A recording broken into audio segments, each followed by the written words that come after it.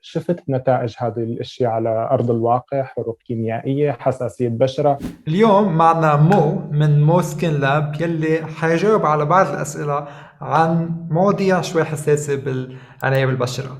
أول شي مو عرفنا عن نفسك. مساء الخير جميعا. اول شيء بحب اتشكر جوزيف استضافتي على هذه القناه وبتمنى اقدر اقدم المعلومات اللي بتفيد الكل ان شاء الله. اسمي محمد، انا من سوريا، صيدلاني. حاليا عم بختص بجامعه ميلانو بايطاليا، عم بختص بعلم مراقبه سلامه المواد الكيميائيه وعلم السموم. ومو أول شي وين فينا نلاقيك على السوشيال ميديا لحتى المتابعين يعرفوا وينك؟ على اليوتيوب وعلى الانستغرام. أنا بتابع محتواك كتير وكتير بحبه، فلازم الكل يتابعك أول شي. هلا موجود انا بشكل اساسي على اليوتيوب موسكين لاب، وعلى الانستغرام نفس الشيء موسكين لاب. على التيك توك موجود الحساب بس عشان راقب شو الترندنج على السكين كير ونراقب الوضع بشكل عام. فينا نبلش لك أنا بالموضوع تبعنا. وأول شي اكيد. حابب أحكي عنه اليوم هو الواقي الشمس. كتير عالم تعرفني أنا من محبين أو مدافعين عن واقي الشمس، وكتير بيجي أيام أسئلة عن هل هو آمن أو هل في أي خطورة باستخدامه. فبشكل عام، هل في أي خطورة باستخدام واقي الشمس؟ هل هو مضر لصحتنا؟ بشكل اساسي الواقي الشمسي، وين ما شفت واقي شمسي نازل باي دوله او باي ماركت هو مختبر بالنسبه لسلامته وفعاليته الاثنين. في بعض الدول بتصنف الواقيات الشمسيه على انها ادويه، يعني دراجز، وفي بعض الشركة او الدول بتصنف الواقيات الشمسيه على انها كوزماتيك او مواد تجميليه. والتصنيفين الاثنين ممكن نعتبرهم صح، والاثنين بيأمنوا لنا حمايه، سواء جبنا واقي شمسي من الولايات المتحده مثلا ولا جبناه مثلا من كوريا. الاثنين عندهم معايير سلامه لازم يتخطوها قبل ما نقدر ننزله على السوق. هالمعايير هي بتدرس مأمونية المواد الفعالة اللي هي اليو في فلترز، الواقيات الشمسية. كلها بتكون مدروسة لسميتها الحادة، سميتها المزمنة، يعني على الاستخدام الطويل ممكن تأثر على صحتنا. امتصاص عن طريق البشرة، الحساسية ممكن تسببها للبشرة، هل هي مسرطنة أو لا، هل هي مولدة للطفرات أو لا. كل هاي الاختبارات أي واقي شمسي لازم يمر فيها بشكل أساسي. فبجواب مختصر وبسيط، الواقيات الشمسية آمنة 100%. هلا بدنا نحذر انه نشتري واقي شمس من مكان موثوق، ما نشتري شيء معقول يكون تقليد او ما يكون معقول أكيد. يكون من مصدر مش موثوق. فدائما تاكدوا يكون مصدر موثوق. انت حكيت شوي عن الواقي الشمس الكوري، فصار من فتره كمان بعض المشاكل بالواقي الشمس الكوري، طلع البعض منهم أكيد. ما وصل للحمايه الكافيه اللي كانت موعوده. صح. فدائما ركزوا على شركات كبيره، شركات معروفه. بشكل أساسي مثل ما قال جوزيف، إنه الواقيات لازم ناخذها من شركات كبيرة عندها مخابر ريسيرش اند ديفلوبمنت، عندها يعني مبالغ مالية كبيرة بتقدر تدفعها لنتأكد لنا إنه الاختبارات كلها كانت بيرفكت. عندك فكرة كيف بيعملوا تيستينج لحتى يشوفوا إذا الواقي الشمس فعال؟ أكيد. هلا مثل ما قلنا كل دولة إلى معاييرها الخاصة، كل دولة إلى جهات ناظمة. مثلا لنختار أي بلد، الولايات المتحدة الاف دي اي هي المسؤولة عن المواقيات الشمسية بأوروبا. اليوروبيان كوميشن مسؤولة عن تطلع المعايير وتتأكد إنه هل الواقي الشمسي تجاوز هالمعايير. هلا الواقي الشمسي بشكل أساسي بنبلش فيه من الشركة المصنعة للسواك أو الكريم تبعه. بعدين الشركات المصنعه للفلتر نفسه، الماده الفعاله اليو في فلتر. كل شركه لحالها راح تعمل اختباراتها الخاصه انه هذا السواك او الكريم قادر انه يكون بواقي شمسي، قادر يعمل لي وظيفه تشكيل فيلم على البشره، ليعمل لي طبقه حمايه للبشره من اليو في ريز او لا. نفس الشيء بالنسبه للمواد الفعاله اليو في فلترز، هدول بيندرسوا كمان مثل ما قلت للسميه واكيد للفعاليه، بيمتصوا الاشعه الشمسيه بالطول اللي بدنا اياه اللي بيسبب ضرر للبشره او لا. بعد هالاختبارات ببلشوا باختبارات تحديد قيمه الاس بي اف، قديش تركيز الماده الفعاله وقديش الاس بي اف تبعها. بعدين بيرجعوا في بالدراسه كمان الامتصاص لليو في اي، غير مثل ما بنعرف الاس بي اف هو لليو في بي. التصنيف الثاني هو البي اي بلس بلس بلس لليو في اي، كمان بيعملوا على دراسات باجهزه الطيف الضوئي، عم يمتص هذا المركب هذا الطيف ولا لا. بعدين بيعملوا فورميلا كامله، بعد هالفورميلا بيعيدوا الدراسات كلياتها نفسها من اول وجديد لحتى نتاكد انه السواغ مع هالواقي اشتغلوا شغل مثل ما كانوا منفصلين او لا. يعني الدراسات كثير كثير مكلفه وكثير بتاخذ وقت. بتشوفوا شركات التجميل بشكل عام عم تطرح سيرومات، كريمات، تونرات بسرعه وبسهوله، بس معظمهم ما بيدخل بمجال الاس بي اف. بنشوف بس الشركات الكبيره لاروش بوزيه هالشركات هذه لانه عندها قدره ماليه انه تعمل كل الاختبارات 100% وتتاكد منها وتنزلها على السوق. هل أنه طلع شوية حديث أنه الواقي الشمس العضوي أو الكيميائي بيدخل داخل الدم، وصار في شوية بحوثات عن هذا الموضوع، فبدي أعرف صح. منك هل بين أي دراسات حاليا على إذا فات الواقي الشمس على الدم هل معقول يسرطن، هل معقول يعمل أي مشاكل بالجسم؟ هلا بشكل اساسي اخر راي كان لمنظمه باوروبا اسمها Scientific Committee for Consumer Safety او الاس سي سي اس. هي مسؤوله عن امان اي منتج بينزل بالسوق الاوروبيه، بيتاكدوا لنا اذا في عنده خواص مسرطنه، خواص بتعمل طفرات بالجينات تاعتنا او اي شيء. كان نزل بال 2021 بشهر مارس. نزل بالنسبه لواقي شمسي عضوي كان كثير على مشاكل، هو الاوكتوكرايلين كان كثير على مشاكل انه عم يدخل للجسم وبيصير بالدم وبالى اخره. جددت هذه المنظمه رايها حول هاي الماده بتاريخ شهر 3. قالت انه اوكي في دراسات جديده عم تاكد لنا انه الاوكتوكرايلين عم يدخل على الدم بنسبه اعلى من ما كنا بنتوقع من قبل. هذا الشيء سبب مخاوف. أول شيء عدة دول من الاتحاد الأوروبي رجعت درست الموضوع لتأكد أنه هذا الشيء ممكن يسبب لنا ضرر أو لا. شافوا تراكيز الأوكتوكرالين بعد ما نطبقه على البشرة بالكمية المضبوطة اللي بتأملنا حماية. كانت تراكيزه رقم كثير صغير، هو 1 على مليار مليغرام بالنسبة للميلي لتر، يعني 0.15 بيكوغرام على الميلي لتر من الدم. وهذا الاوكتوكرالين وقت يدخل على الجسم درسوا اذا مسرطن، شافوا انه ابدا ما مسرطن. درسوا سميته الحاده، ما شافوا اي مشكله. سميته المزمنه، ما شافوا اي مشكله. درسوا اذا بيعمل طفرات، كمان ما كان في اي مشكله. وشافوا انه بيتخلص الجسم منه بعد 36 ساعه عن طريق الجهاز البولي، بيطرحه بشكل كامل. فاي مشاكل منه حافظت هالمنظمه على نفس النصائح تاعيتها انه هو آمن، نستخدمه بتراكيز لحد 10% بالواقيات الشمسية، وما في أي مشكلة على صحتنا بالنسبة للسرطان أو أي مشكلة بالهرمونات. بالنسبة كمان لأنواع واقي الشمس، في دائما بشوف على السوشيال ميديا بعض الدكاترة بيقولوا إنه أأمن الواحد يستخدم واقي شمس غير عضوي أو فيزيائي اللي بنعرفه باللي بيترك شوية بياض على الوجه. بيقولوا إنه بيعكس الضوء وما بيمتصه، ما بيمتص أشعة الشمس، فبيكون أأمن بشكل عام. هل هالشي صحيح أو في حالات معينة معه الواحد يستخدم الواقي الشمس الفيزيائي أو الغير عضوي؟ هلا هون بتيجي مشكلة الكوزمتيك بشكل عام، إنه قد ما كان في اهتمام في الكوزمتيك حاليا والصناعة عم تكبر كثير، بيضل في نقص بالتمويل لنعمل دراسات نشوف نجاوب على أي سؤال بدنا إياه. ما بنقدر دائما نجاوب على كل الأسئلة اللي بدنا إياها بالكوزمتيك، لأنه الكوزمتيك تيجي درجة ثانية أو ثالثة بالنسبة لدراسات الأدوية وأدوية السرطان، المضادات الحيوية وهالأمور الثانية.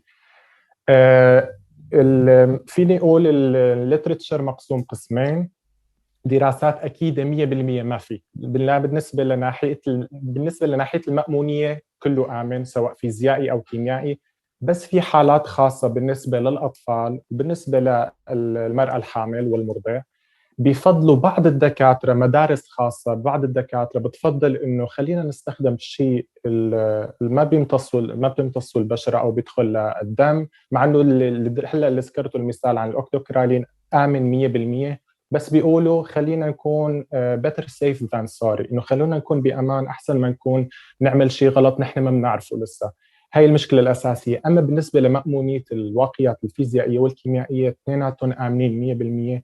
حتى في هلا بعض المدارس الحديثه بالولايات المتحده عم تقول انه حتى الحوامل فينا نستخدم الواقيات الكيميائيه ما في اي مشكله، بس المدارس القديمه بتقول انه خلينا نستخدم فيزيائي بس لهالحالات الخاصه الصغيره، ما بتاثر اكيد.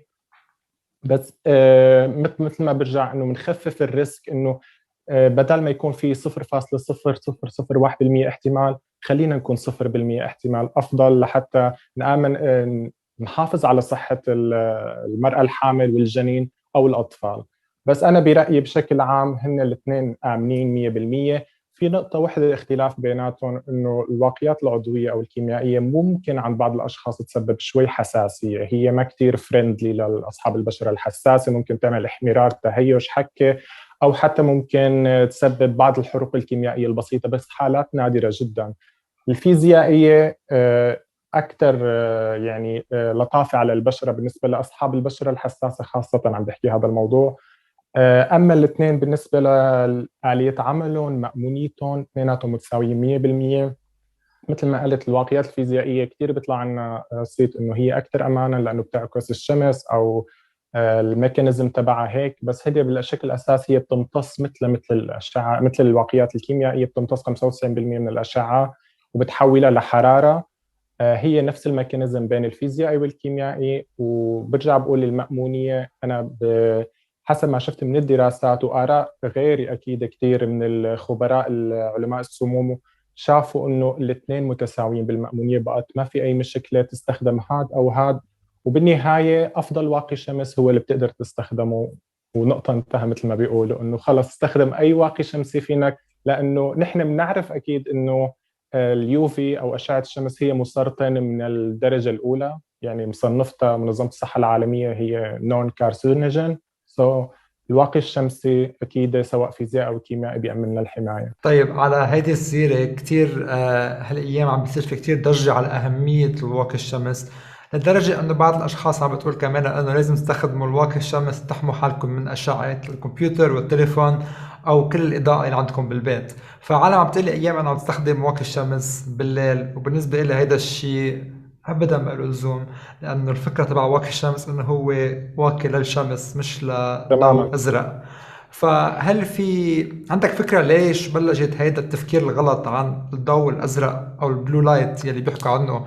ليه منين اجت هالفكرة وليه العالم عم بتخوف من هيدا الشيء، أو في أي داعي نخاف من أشعة اللابتوب أو التليفون؟ هلا ببساطة الجواب فيني أقول لك لا، ما في داعي نخاف، لأنه بيقولوا له الهاي انرجي بلو لايت هو مجال من الأشعة اللي بتنتجها الشمس موجود قريب كثير من اليوفي، عنده طاقة إنه يعمل تغييرات بيولوجية بالبشرة، بس ما عند الكل. هي المشكلة الأساسية. حتى من الشمس نحن ما في كثير داعي نخاف منه، فمقارنة بالأجهزة الإلكترونية والشاشات أبدا أبدا أبدا ما في أي مشكلة نخاف منه، لأنه كثير هالأجهزة ضعيفة. في دراسة قارنوا فيها تأثير البلو لايت على أصحاب البشرة السمراء، أو اللي تعتبر تصنيفها 3 4 5. شافوا انه ممكن بعض الاشخاص عندها قابليه اذا تعرضت لكميات كبيره من هالاشعه انه يصير عندها هايبر بيجمنتيشن او زياده تصبغات بالبشره. هذا الشيء شافوه بعد التعرض لاشعه الشمس حصرا. وقارنوا انه تعرض ربع ساعه لاشعه الشمس، كميه الضوء الازرق الممكن نتعرض له، نحن بحاجه لنقعد قدام التلفزيون مقاسه 50 بوصة بعيدين عنه 1 متر لآلاف الساعات لحتى نقارن هالربع ساعة بضوء الشمس. فبرأيي ما كثير في داعي نخاف من هالموضوع إذا عم نطبق الواقي بشكل أساسي. مثل ما حكيت، واقي الشمس بيعمل فيلم على البشرة، بيعمل طبقة على البشرة لحتى يحمي البشرة، فهي الطبقة منا أحسن شيء للبشرة لأنه عم نعمل مثل عازل للبشرة. فبتكون لما تغيب الشمس بأسرع وقت، أنا دايما بغسل وجهي لما تروح الشمس لحتى أتخلص من هذا الواقي الشمس، لأنه بحس أيام إنه ما عم فيها تنفس بشرتي من واقي الشمس قد ما يكون نوعيته منيحة. شعور مزعج. شعور مزعج، بحس حالي عم بتنفس لما غسل بشرتي بالاخر. تمام. فما في لزوم تحطوا الواقي الشمس ابدا بالليل. أبدا، بتوفروا على حالكم مصاري كمان يعني بالمختصر المفيد، أحسن ما تستخدموا صبح ومساء، خلونا الصبح وبنكون ممنونين للكل. فالواقي صح. الشمس هو اكثر شيء ساعدني انا ببشرتي من التصبغات. كان عندي كتير بشرة كلها تصبغات، كل العالم تسألني ليه بشرتي ما فيها تصبغات، بقول لهم دائما واقي الشمس، واقي ما في الشمس. منتج تاني سحري بستخدمه، بس الوقاية دائما احسن. بدي انتقل معك هلا على موضوع، حكيت كثير انت عن قد ايه قصص امنه. فكتير ايام بعض الاشخاص تلجأ لمواقع معينة لحتى تعرف إنه منتج آمن أو لا.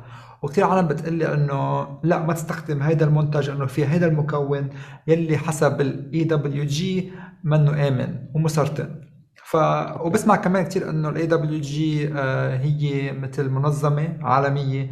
فما عندي كتير فكرة شو هي ال AWG، من وين طلعت، وهل هي مصدر موثوق على إنه مكونات غير آمنة أو آمنة. هلا بالنسبة بشكل أساسي ال EWG هي منظمة غير ربحية أسسها شخص بيشتغل باللوبيز تاعون اللي بتدفع الأحزاب بالسياسة لتاخذ قرار معين. يعني بشكل أساسي هو كان هدفه إنه يعمل اتجاه معين أو صدى معين للكوزماتكس أو المواد التجميلية لحتى يكون كلها تحت مثل ما بيقول verified by the EWG. يعني بشكل أساسي اللي عمل هذه المنظمة هي منظمة غير ربحية، بس بتاخذ أرباحها من الشركات التجميلية لحتى يقدروا يحطوا الختم اللي بنشوفه كتير verified by EWG. المنظمة بشكل أساسي عندها كتير مشاكل. هي أولا عندها مشكلة، أنا بكره أقول لها الكلمة بس في نفاق بالموضوع. في عندها مشكلة إنه عاطية لبعض المنتجات ختم الفيريفايد باي اي دبليو جي، وفي هذا المنتج اللي هن مصدقين عليه في بعض المكونات ضمنه حسب معاييرهم هن الشخصية يعتبر خطر. هن عندهم رانكينج من 1 ل10، 10 أخطر شيء، 1 أقل خطورة. في مواد مصنفين رقم 10 حسب معاييرهم.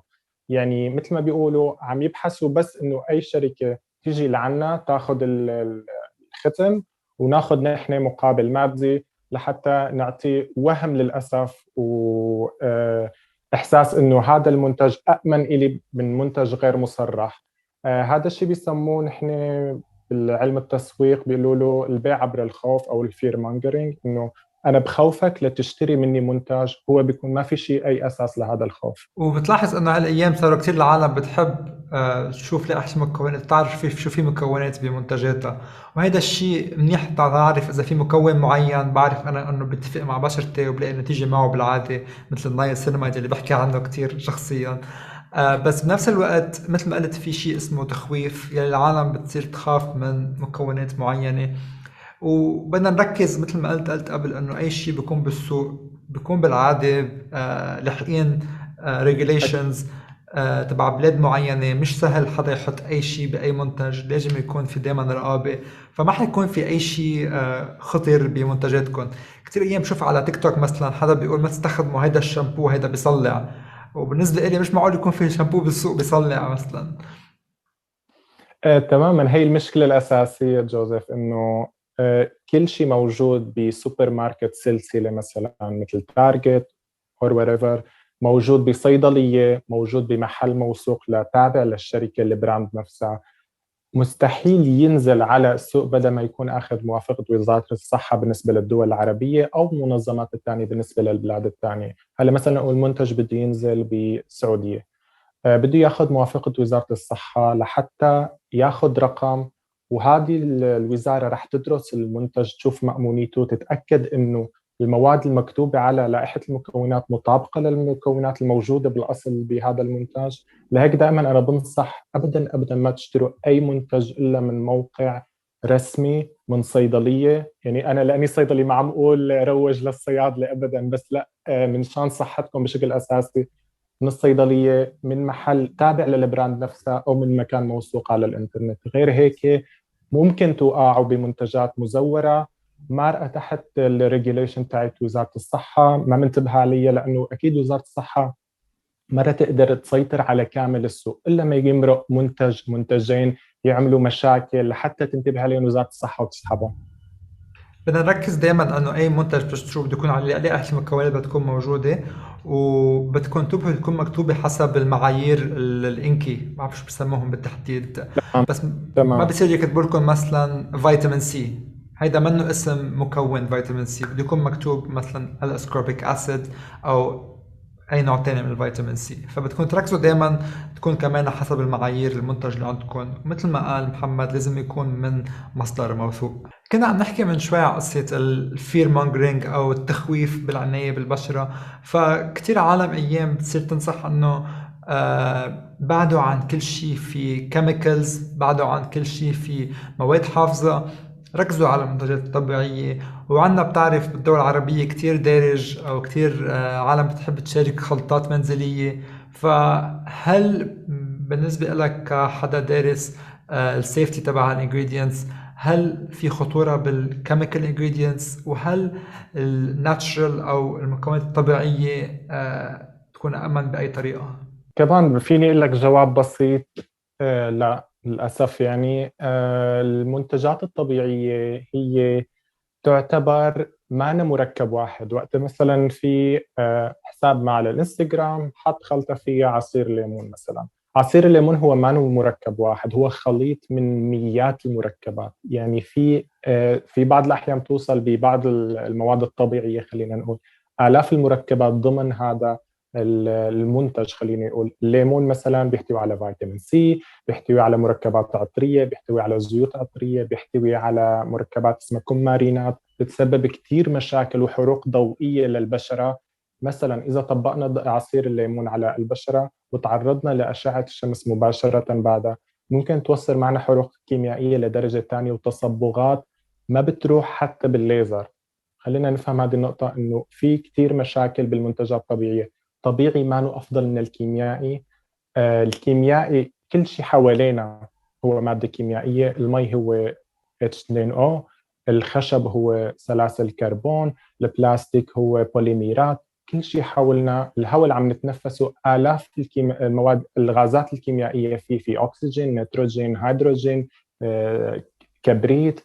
في حولنا نحن مصنوعين من مواد كيميائيه. بقى كلمه كيميائي معنا شيء بخوف، كلمه كيميائي عم توصف شيء معين. لهيك دائما نحن بناخذ الانسبريشن او الاستلهام من الطبيعه وبنحسنه من المخبر وبنعطيكم المنتج. هذا بشكل بسيط اللي عم يصير. مثلا ساليسيليك اسيد كيف اكتشفنا؟ بعض القبائل من زمان كانت عم تغلي قشور شجرة الصفصاف وعم تستخدمها كمسكن ألم وخافض حرارة، وكانت فعالة كثير.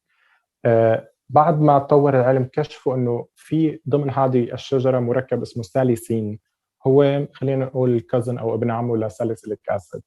العلماء قدروا بالمخبر انه يحسنوا هذا الساليسين ويعطوه قدره افضل على معالجه كخفض حراره وتسكين الم، واعطونا الساليسيليك اسيد اللي نحن كلياتنا بنستخدمه بالاسبرين. اسبرين هو اسيتيل ساليسيليك اسيد، كلياتنا بنستخدمه، وهو ماده كيميائيه مستخلصه من الطبيعه، بس هو بشكل اساسي ماده كيميائيه، ولما كان بلحاء الشجره كان ماده كيميائيه. كلمه كيميائي ما تخافوا منها، طبيعي ما انه افضل، بالعكس ممكن يعرضكم لمخاطر اكثر، لانه ما حدا بيعرف شو المركب اللي عم يحطه على بشرته. بالاضافه للخلطات المنزليه، انا وجوزيف نتشارك بالراي دائما بهالموضوع، انه رجاء ما تستخدموها. انا اشتغلت تقريبا 3 سنين بعد تخرجي بصيدليه كوميونتي، صيدليه عاديه. شفت نتائج هذه الاشياء على ارض الواقع: حروق كيميائيه، حساسيه بشره، تطور اكزيما، أوعية متفجرة العادة تحت البشرة. هي علاجها بده آلاف الدولارات، جلسات ليزر وحقن فيلر لحتى نرجع الوضع مثل ما كان. رجاء إذا بدكم تستخدموا ليمونة، نصيحة عصروها واشربوها أفضل، وبتفيدكم كمضادات أكسدة وفيتامين سي لجسمكم، رح يستفاد منها بشكل أفضل من ما أنه تطبقوه على بشرتكم. يمكن لأنه العالم أيام بتستغل المنتجات، بتقول لا في كتير منتجات وهذا كله غالي، بس فعليا يعني ما بتكون إلا بس غسول مرطب وواقي شمس. أي شيء تاني بتشوفه على السوشيال ميديا هو كماليات، قصص نتسلى فيها وننبسط فيها ونستمتع فيها.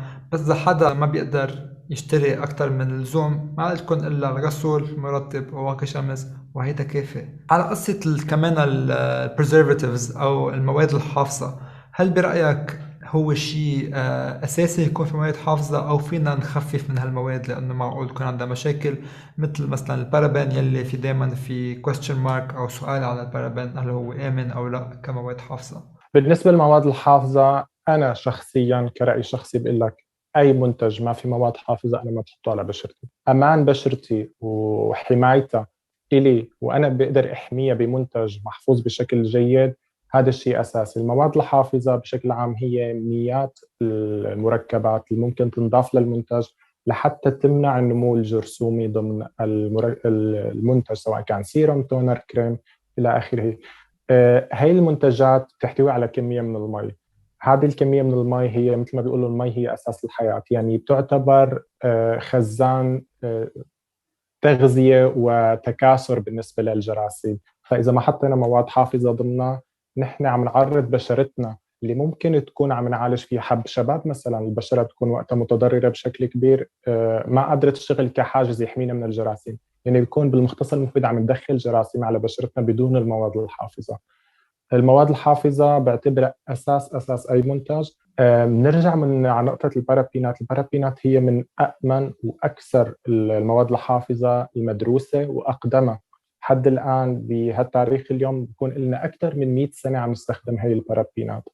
دراسات حول آلاف الأوراق البحثية موجودة عم تأكد لنا بارابينات رجاء آمنة، بارابينات رجاء آمنة. حتى بتشوف حتى نهاية بظن التسعينات ما بقى بتشوف ورقة جديدة انه على البارابينات، لانه خلص قالوا العلماء حاجه نضيع فاندنج بالنسبه للدراسات على شيء نحن اكدناه انه امن 100%. بعض البارابينات ممكن تسبب حساسيه لبعض الاشخاص، فهذا الشيء ما بيحولها لشيء سيء. التخويف اللي صار فيه قصه بشكل سريع، هي دراسه بال 2004 عالم بريطاني هو على علاقه وثيقه جدا مع الاي دبليو جي. عمل دراسة عن أخذ خلايا سرطانية من 20 مرة مع سرطان ثدي، شاف ضمن هالخلايا السرطانية آثار من البارابينات، وهي هي كانت نتيجة الدراسة وبس. ونشرها وبلشت الأمور تتعاظم مثل أي خلينا نقول خبر دراما أو إلى آخره. الناس بلشت مثل ما بيقول عنا بالعربي تبهر الحكي، تزيد عليه. هو قال انه انا شفت بارابينات بالخلايا السرطانيه الموجوده بهالعينات اللي اخذتها، اوكي طيب موجود كمان فيتامين سي ضمن الخلايا السرطانيه، فهذا الشيء ما بيدل انه فيتامين سي هو اللي سبب السرطان. يعني وجود شيئين مع بعضهما ما بيدل انه هو السبب الاول هو بسبب السبب الثاني. بارابينات مدروسه عم 100 سنه، يعني قرن كامل عم ندرسها انه امنه امنه امنه. فما داعي تخافوا انه اذا شفتوا منتج فري اوف بارابين خليني اختار هذا المنتج، لا بالعكس اختاروا منتج فيه بارابين. هيدا صح، لانه كثير ايام بحس انا بيعبوا العلبه تبع المنتج بيكتبوا فري اوف بارابن، بس انا بفضل لو بيحطوا شو موجود بالمنتج تبعهم لحتى اشتريه، لانه ما بدي حدا يشتري منتج على بناء على خوف. كان عندي بعد سؤال لك، كنت عم تحكي انه ما بتستخدم ولا منتج اذا ما في مواد حافظه، بس بعتقد في بعض المنتجات خاليه من المواد الحافظه، مثل بعتقد الفازلين ما في مواد حافظه بس لانه يمكن ما في مي، صح؟ تماما تماما. دائما نحن وقت بنحدد نضيف شيء ماده حافظه لاي منتج، في مصطلح بنسميه الفري ووتر او المي الحره ضمن المنتج. الفازلين هو عباره عن سلاسل كربونيه، مشتقات كربونيه من النفط، ما في اي نسبه مي لتسمح للجراثيم انه تنمو عليها. الجراثيم تحتاج مي بشكل اكيد لحتى تنمو. الفازلين ما في اي مواد حافظه، حتى في بعض المنتجات ما في مواد حافظه، بس ما أنا بتخوف. ليش؟ لانه مثلا استخدام واحد او معزوله تماما عن الهواء. بالنسبة للفازلين اللي حكينا عنه هلا، في عالم بتقول كمان انه الفازلين بيجي من النفط فهو غير آمن، ففيك تشرح لنا شوي كيف الفازلين بيصير من النفط، كيف بيجي من النفط، وكيف بيصير آمن للاستخدام اليومي؟ لأنه بنعرف بيستخدموه بالمستشفيات، بيستخدموه بأي مكان لحتى يعالجوا البشرة، ففي تمام. أيام تخويف انه بعدوا عن الفازلين او مينرال اويل او اي زيوت للبشرة بتجي من النفط، لأنه هي بتكون تعمل سرطان كمان. بشكل اساسي هلا عمليه تكرير النفط مثل ما بتعرفوا نحن مستخرج النفط من الارض بيكون عباره عن مزيج كبير من السلاسل الهيدروكربونيه، خلينا نقول اسمها بشكل عام. بيستخرجوا منه البنزين، المازوت، الغاز، ممكن حتى الكيروسين تبع الطيارات. بيستخرجوا منه كتير كتير مواد. ضمن عملية هالاستخلاص في بيبقى راسب بيسموه السلادج تبع الاويل. هذا السلايد شافوا حتى كيف طريقة اكتشافه كانت رائعة بالنسبة الصراحة. شافوا إنه أيدي العمال بالمحطات النفطية كانت رائعة بالنسبة للترطيب، وكأنه حدا عنده عناية كاملة بالنسبة لهي، مع أنه بيشتغلوا هن بإيديهم وطول الوقت عم يعرضوا البشرة لجهد فيزيائي، بس البشرة كانت رائعة بالنسبة لأيدي العمال. فقالوا إنه ممكن هذا السبب يكون هذه المادة السلاج الموجودة بالبترول. فعملوا عليه دراسات، شافوا انه عندها خواص بسموها بروتكتين او حاميه للبشره، بتشكل طبقه كتيمه جدا على البشره، هو من افضل المواد العازله للبشره، وبيأمن الرطوبه المناسبه لحتى البشره تصير عمليه الشفاء بشكل افضل. شافوا انه هذا السلاج صح بيحتوي على مواد كثير ممكن تكون خطره مسببه للسرطان، مثل البنزين، مشتقات البنزين الثانيه. فعملوا عملية تانية اسمها تكرير هذا السلاج حتى نقول لدرجة بسموها هيومن جريد أو درجة أو الميديكال جريد بالنسبة للفازلين. هذا بيكون منقى 100% من أي منتج أو أي مركب سرطاني تاني بعملية طويلة كتير كتير ومعقدة لحتى يستخلصوا كل هذه المواد. ممكن تكون البنزين أو الهيدروفلوروكربون أو أي مركبات تانية ممكن تتواجد، صح هي مركبات مسرطنة وصح مركبات ضارة، بس عملية الاستخلاص اللي بتوصلنا للمنتج اللي بتشوفوه على محلات السوبر ماركت والصيدليات بيأكد لكم انه 100% ما بيحتوي على اي ماده ممكن تسبب سرطان. بالعكس هو مصنف بكثير منظمات الاف دي اي انه هو افضل سكين بروتكتين موجود بالسوق حاليا، وهو مثل ما برجع بقول من اقدم المكونات الكوزمتيك بالسوق. فبالتالي الدراسات على موجوده بالاف الاوراق البحثيه انه امن 100% وما بيحتوي على اي مواد ممكن تسبب لنا السرطان. وانا دايما بذكر انه في كمان كتير تفكير انه بيطلع حبوب على البشرة، وهو لا، ما بيطلع حبوب، ما بيعتبر بيطلع حبوب على البشرة.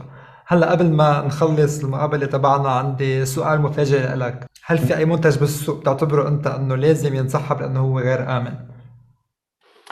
هلا بالنسبه إلي اذا بقدر اسحب اي منتج من السوق، هو انا منتجي بعتبره هذا المفضل، بس في سحبه مش لانه هو مو امن، سحبه لانه كثير عالم عم يستخدموه بطريقه خاطئه. هو البيلينج سولوشن تبع دي اوردينري موجود بالكونسنتريشن موجوده هي الاعلى بالنسبه لشيء ممكن نحصل عليه بدون وصفه طبيه. كثير عالم استخدمته للاسف بطريقه خاطئه، اعطت نتائج حروق كيميائيه العاده بالنسبه لاصحاب البشره الحساسه.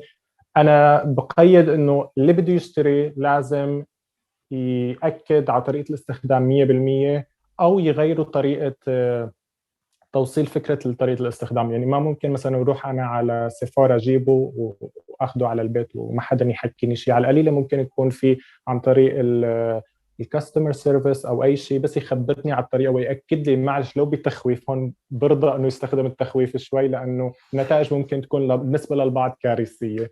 بعد هذا منتجي المفضل انه بستخدمه تقريبا بالاسبوع مره او مرتين. بس بتمنى انه ينسحب وينحط بطريقه معينه للبيع، لانه هو منتج جيد بس يعتبر هاي ريسك خلينا نقول. محمد، كتير كتير انبسطت معك بهذا الحديث. ما شاء الله عندك معلومات كتير كتير قوية، وكتير بنصح الكل انه يتابعك لحتى يتعلم مثل ما تعلمت اليوم من كل شيء انت قلت لي اياه بهذا الحديث. هل عندك اي شيء بدك تقوله قبل ما ننهي بس الحصاد؟ بدي احب اتشكرك اول شيء على ثاني مره على استضافتك لهالقناه الحلوه. قناه يعني عن جد تعتبر رائده بالنسبه لهذا المجال، انه ما بتعتمد لا على التخويف، بتعتمد على معلومات علميه، معلومات بسيطه بتحاول تبسطها باسرع طريقه. ونقطه اخيره انه انت حافظت على سكين كير تكون فن، ما بقى ننقلها من الخوف للتو ساينتفك للخوف، خليتها بنقطه مودريت، يعني نقطه بالمنتصف، خير الامور اوسطها. وثاني مرة وثالث مرة بتشكرك كمان على استضافتك وبتمنى لك كل التوفيق يا رب. شكرا محمد سو ماتش. بنصحكم تعملوا سبسكرايب لمحمد وعملوا لايك للفيديو لحتى الكل يشوفه، كمان شاركوه مع اصحابكم لحتى الكل يستفيد من هذه الحلقه اللي كتير كتير حلوه، كتير انا حبيتها. وشكرا.